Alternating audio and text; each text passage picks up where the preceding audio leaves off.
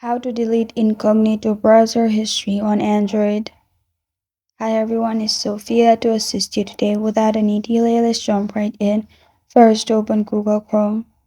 Go to search bar, click on search bar, and then search for Chrome net intervals as I have shown on screen. Simply search that and you'll find this kind of screen pop up.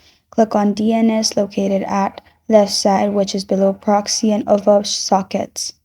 Click on DNS and then you'll find this kind of screen pop up. You'll find host resolver cache. Click on clear host cache and delete the tab. After you've done that, you're good to go. This is how to delete incognito browser history on Android. Thank you for joining me today. If this video helps you out, please leave a like and subscribe for more. Got a question or want to suggest a topic? Comment below. I'm Sophia signing off.